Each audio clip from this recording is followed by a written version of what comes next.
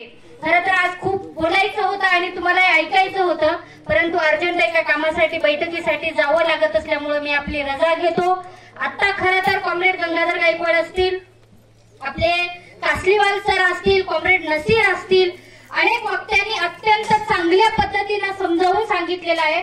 खरं तर ही अण्णाभाऊ साठेंची जयंती म्हणजे त्यांच्याबद्दल त्यांना समजून घेण्याची गरज असते, परंतु सोमेश्वर ह्या गावामध्ये दुर्दैवाने आम्हाला म्हणावं लागेल की त्यांना म्हणजे त्यांच्याबद्दल बोलण्याचं विसरून आजच्या राजकारणाने आमच्या डोक्यावर जे मिरची वाटण्याचं काम केलं, यांच्या विरोधात बोलण्याची आम्हाला या ठिकाणी गरज पडते। हे आमचं दुर्दैव आहे।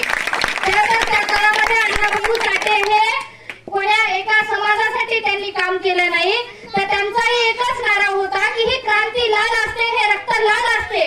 त्या काळामध्ये त्यांनी भांडवलदारांच्या भांडवलदाराच्या कारखानदाराच्या झोपा मोडण्यासाठी ही केलेली दरकारी होती, परंतु तीच गती आज आहे। आम्हाला स्वातंत्र्य मिळालं, परंतु स्वातंत्र्याच्या 75व्या वर्षामध्ये आम्हाला जर मंदिरात जाण्याची परवानगी नसेल तर आम्हाला प्रश्न पडला पाहिजे, हे मंदिर कुणाचं आहे? आम्ही अंधश्रद्धेतून या ठिकाणी बाहेर पडलं पाहिजे। पहिल्यांदा सांगतोय, आमच्या जे आडेलुमाय, पोचामाय, दुर्पतमाय गावाच्या बाहेर आहेत, त्यांना अधिकार नाही का गावात राहण्याचा? आम्ही प्रश्न विचारला पाहिजे या ग्रामपंचायतांना। म्हणून आम्ही अंधश्रद्धेतून बाहेर पडत असताना आमच्या लेकरांना शिकवलं पाहिजे। आम्ही पहिल्यांदा आमचे जे हे लेकरं बसलेले आहेत, त्यांचे तुम्ही मायबाप आहात, यांना आम्ही शिक्षणाची दारं खुली करून दिली पाहिजे।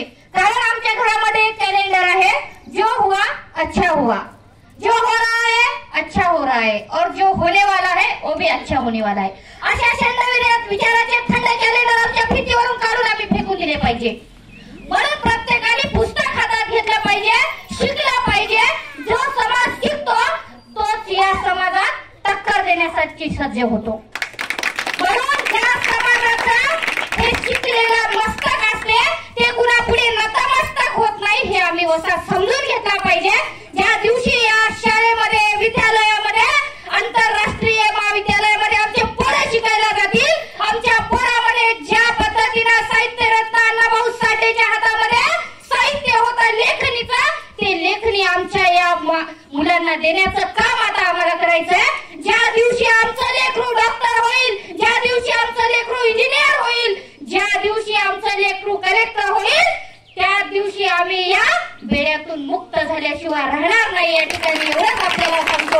आणि पुन्हा एकदा अण्णाभाऊ साठे जयंतीच्या खूप खूप शुभेच्छा देतोय आणि थांबतो। लाल सलाम, इन्कलाब जिंदाबाद, जय दलजी.